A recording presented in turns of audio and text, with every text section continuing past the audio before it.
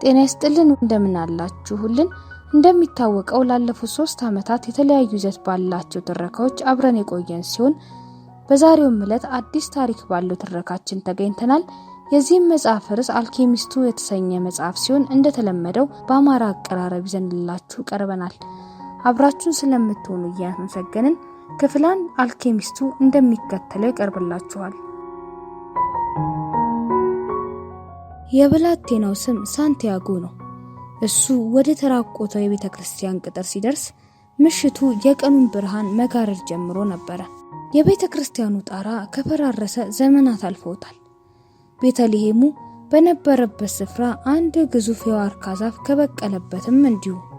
እዚሁ ሊያድር ወስኖ በጎቹ ሁሉ በፈረሰው መግቢያ በኩል መግባታቸውን ካረጋገጠ በኋላ መግቢያው ላይ የዛፍ ቅርንጫፎችን ረበረበ። መጠንቀቁ ተኩላዎች በጎቹን እንዳይበሉበት ሰግቶ አይደለም። እንዲያውም በአካባቢው የተኩላ ዘርም የለም። ይልቅ አንድ በግ በሌሊት ቢጠፋ በማግስቱ ቀኑን ሙሉ እሱን መፈለግ እንደሚኖርበት ስለሚያውቅ ነው። ወለሉን በጃኬቱ ጠራርጎ በቅርቡ አንብቦ የጨረሰውን መጽሐፍ ትራሱ አድርጎ ተጋደመ። ወፋፍራም መጽሐፍት ማንበብ አለብኝ ብሎ ለራሱ ተናገረ። ምክንያቱም ከወፋፈሩ ቶሎ አያልቁበትም። በዚያ ላይ ምቹ ትራስ ይሆኑለታል። ነቅቶ በግማሽ በፈራረሰው ጣራ ጮልቆ ከዋክብት ማየት እስኪችል ድረስ ገና ጨለማ ነበረ። ትንሽ መተኛ ትፈልጋለሁ ሲል አሰበ። ከሳምንት በፊትም እንደዚህ አይነት ህልም አይቶ ነበር። ዛሬም ከእንቅልፉ የነቃው ህልሙ ሳያልቅ ነው። እሱ እንደነቃ አብዛኞቹ እንስሳቶች መነሳታቸውን ተገነዘበ። በትሩን ይዞ ተነሳና ያልነቁትን በጎች መቀስቀስ ጀመረ። ምግብና ውሃ ፍለጋ ገጠር ገጠሩን እየመራ 2 ዓመት አብሯቸው ያቆያቸውን የበጎቹን ህይወትና የሱን ህይወት የሚያስተሳስር አንዳች ምስጢራዊ ኃይል ያለ ይመስላል። ሰዓቴን እስኪያውቁ ድረስ ለምደውኛል ሲል አኩተመተመ። ስለዚህ ጉዳዩ ለጥቂት ጊዜ ያሰብ ባደረገና ነገሩ በተቃራኒ ሊሆን እንደሚችል ተገነዘበ። ከነሱ ሰዓት ጋር የተላመደው እሱ እንደሆነስ። ሆኖም አንዳንዶቹ ሳይነቁ ጥቂት ቆይተዋል። ብላቴናው እያንዳንዳቸውን በስም እየጠራ በቆልማማ በትሩ ነካ ነካ አደረጋቸው። በጎቹ እሱ የሚናገረውን እንደሚገነዘቡ ያምናል። ስለዚህ መጽሐፍ ሲያነብ የገረመውን ክፍል የሚያነብላቸው ወይም እንደ እረኛ ስለሚኖርበት ብቸኝነት ወይም ስለሚኖረው ደስታ የሚያወራላቸው ጊዜ አለ። አንዳንዴ አልፏቸው ስለሚሄደው መንደሮች የተሰማውንም ለበጎቹ ይነግራቸዋል። ነገር ግን ካለፉት ጥቂት ቀናት ወዲህ የሚያወራላቸው ስለ አንድ ነገር ብቻ ሆኗል። ስለ ልጃገረዷ። ከ4 ቀን ጉዞ በኋላ የሚያገኙት መንደር የሚኖረው የአንድ ነጋዴ ልጅ ስለሆነችው ልጃገረድ ብቻ።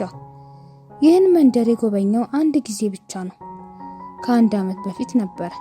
ነጋዴው የደረቅ ዕቃዎች መሸጫና መለዋጫ መደብር ባለቤት ሲሆን እረኞች እንዳያጭበረበሩ ስለሚሰጋ በጎቻቸውን በፊት ለፊቱ እንዲሸልቱለት የሚጠይቅ አይነት ነው። እረኛው ስለዚህ ሰው ከአንድ ወዳጁ ሲሰማ በጎቹን ወደ እርሱ ወሰዳቸው። የበጎችን ጸጉር መሸጥ እፈልጋለሁ ለነጋዴው ነገረው። መደብሩ በስራው ክብክብ ያለበት ሰዓት ነበርና ነጋዴው ብላቴናውን እስከ ከሰዓት እንዲጠብቀው ጠየቀው። ብላቴናውም በመደብሩ ደረጃዎች ላይ ተቀምጦ ከቦርሱ አንድ መጽሐፍ አወጣ። እረኞች ማንበብ እንደሚሆንላቸው አላውቅም ነበር አለው። የአንዲት ኮረዳ ድምጽ ከበስተኋላ ነው። የኮረዳዋ እንዲያው ፍስስ የሚል ኑግ የመሰለ ጸጉሯና የሙር ወራሪዎችን የሚያስታውስ አይኖቿ ልጅቷ ከወደ አዶሊዚያ መሆኗን ያሳውቅባታል። ለነገሩ ብዙ ጊዜ ከመጽሐፍት የበለጠውን ትምህርት ከበጎቼን የምቀስመው መለሰላት። ሲያወሩ በቆዩባቸው 2 ሰዓታት የነጋዴው ልጅ ስለመሆኗና በየዕለቱ ያው ስለሆነው የመንደራቸው አኗኗር ነገረችው። ብላቴናው ደግሞ በተራው ስለ አንዳሉዚያ ገጠራማ አካባቢዎችና በትናንሾቹ ከተማ ሲያልፍ ጆሮ ስለገቡ ወሬዎች አጫወታት። በጎቹን ከማናገሩ ይችን ኮረዳ ወደ ማናገር መሸጋገሩ አስደሳች ነበር። ንባብን ከየት ተማርከው? በመሃል ኮረዳዋ ጠየቀችው። ሰው ሁሉ ከሚማርበት አላት። ከተማሪ ቤት። እንግዲያውስ ንባብን ካወቅ ስለምን እረኛ ሆነ ቀረ? ብላቴናው ጥያቄዋን ለማረሳሳት ሞከረ። ልጅቱ ምክንያቱን እንደማትረዳለት እርግጠኛ ነው። ስለ ጉዞ ሲነግራት ብርሃን የሚረጩ አይኖቿ አንዴ በፍርሃት አንዳንዴም በመደነቅ እየሰፉ ይመጣሉ። ጊዜው መብረሩን ሲያስተውል ምነው ቀኑ ፈጽሞ ባላለቀ፣ ምነው አባቷ ፋታቶ 3 ቀን ባስቀመጠኝ ብሎ ተመኘ። ከዚህ በፊት ተሰምቶት የማያውቅ ነገር በአንድ ስፍራ ለዘላለም መኖር የመሻት ስሜት እየተሰማው መሆኑን ተረዳ። ከባለ ዞማዋ ጸጉሯ ኮረዳ ጋር ከከረመ አዋዋል አስተዳደሩ ሙሉ በሙሉ ይለወጣል። ሆኖም ነጋዴው መጥቶ የ4ቱን በጎች ጸጉር እንዲሸልትለት ጠየቀው። ለጸጉሩ ከከፈለ በኋላ በሚቀጥለው ዓመት እንዲመለስም ጠየቀው። ይሄው ዛሬ እንግዲህ ወደዚያ መንደር ለመድረስ የ4 ቀን መንገድ ብቻ ቀርቶታል። ከወዲሁ ልቡ በደስታ መምታት ጀምራለች። በዚያም ልክ ተጨንቋል። ልጅቷ እኮ ፈጽሞ አታስታውሰው ይሆናል።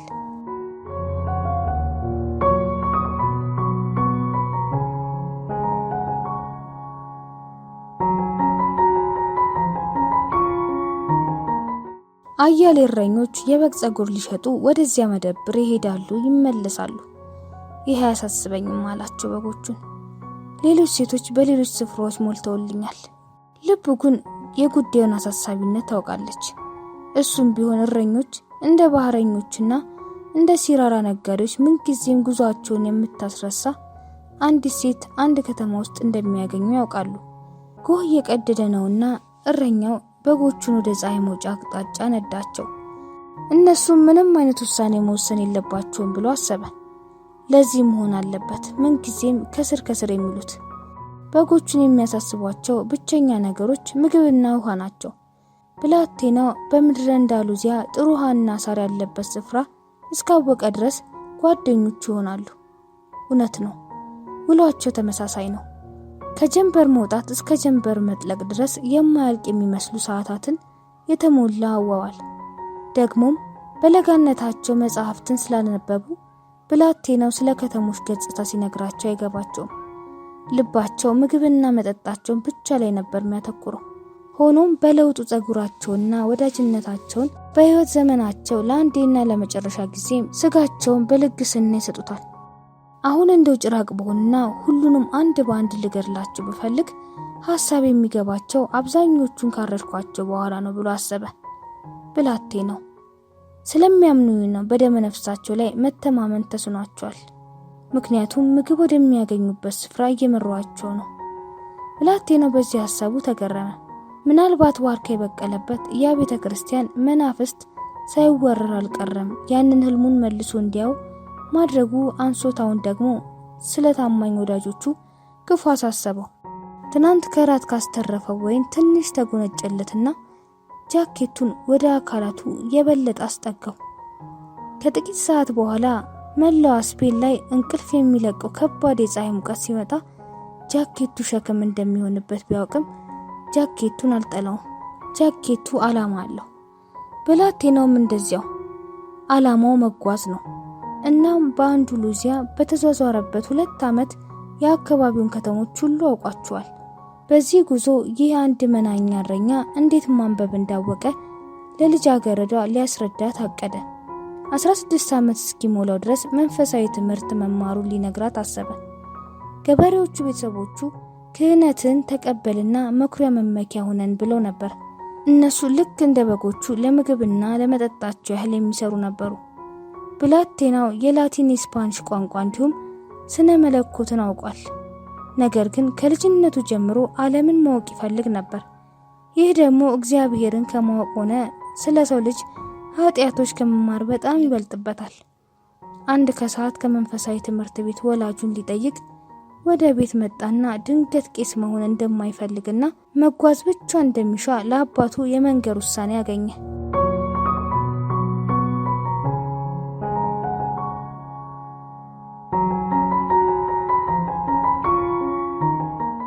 ከመላው ዓለም የሚመጡ ሰዎች በመንደራችን ያልፋሉ። ልጄ አለ አባትየው፣ አዲስ ነገር ፍለጋ ይመጣሉ። ሆኖም እንዳመጣጣቸው ይመለሳሉ። ቤተ መንግስቱን ለማየት ተራራውን ይወጣሉ። ከዚያም ድሮ ከዘንድሮ ይሻል ነበር ብለው ይደመድማሉ። ነጭ ጸጉር ወይም ጥቁር ቆዳ ቢኖራቸውም እነሱም እዚያው እንደሚኖሩት ሰዎች ናቸው።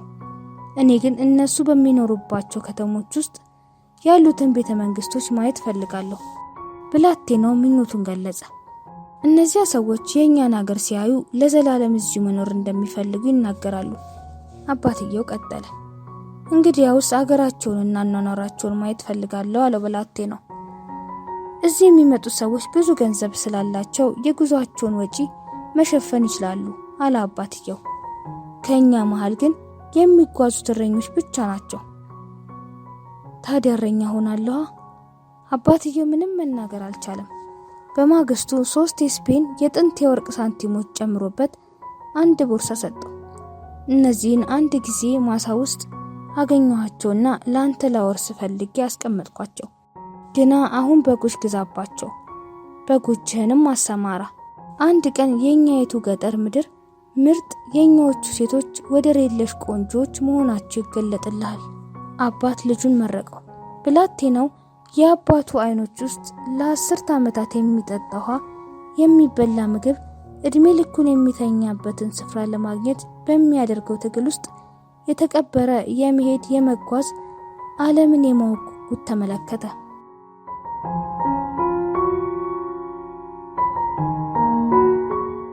አድማሱ ቀይ ቀለም በስሱ የተረጨበት ሸራ መስሎ ቆየና ድንገት ፀሐይ ብቅ አለች።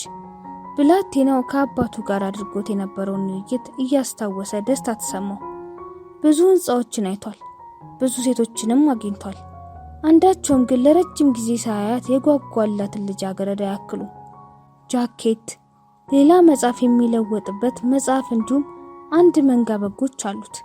ከዚህ ሁሉ በላይ ግን በየቀኑ ህልሙን መኖር ይችላል። የአንዳሉዚያ መስኮች ቢሰለቹት በጎቹን ሸጥና ወደ ባህር ይሄዳል። ባህሩ ቢበቃው ደግሞ ሌሎች ከተሞች፣ ሌሎች ሴቶችና ሌሎች የመደሰቻ እድሎች እንዳሉትም ያውቃል። መንፈሳዊ ትምህርት ቤት ውስጥ እግዚአብሔርን አላገኘሁትም ነበር ብሎ አሰበ።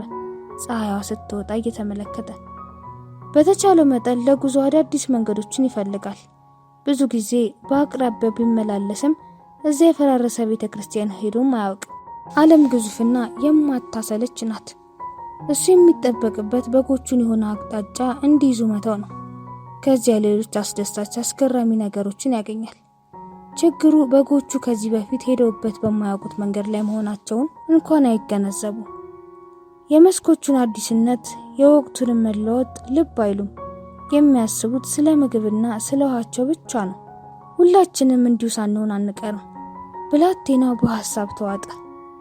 የነጋዴውን ልጅ ካገኘኋት ወዲህ ስለ ሌሎች ሴቶች አስቤ አላውቅም። ፀሐይዋን እየተመለከተ ከእኩለ ቀን ታሪፋ እንደሚደርስ አሰላ። እዚያ ሲደርስ መጽሐፉን ወፈር ባለ ሌላ መጽሐፍ ይለውጣል። የወይን ጠርሙሱን ይሞላል። ጺሙን ይላጫል፣ ጸጉሩን ያስተካክላል። ከኮረዳዋ ጋር ለመገናኘት ማዘገጃጀት ጀመረ። ደግሞ ሌላ ብዙ በጎች ያሉት እረኛ ቀድሞት ደርሶ ኮረዳዋን የሚወስድበት እድል መኖሩን ማሰብም አይሻም። ሕይወት አስደሳች የሚያደርጋት ህልማችንን የሚሆንበትን እድል መኖሩ ነው ብሎ አሰበ። በድጋሜ የፀሐይዋን አቅጣጫ እየተመለከተና የእርምጃ ፍጥነቱን እየጨመረ ድንገት ታሪፋ ውስጥ ህልም የሚፈቱ አሮጊት ሴትዮ መኖራቸው ታወሰው።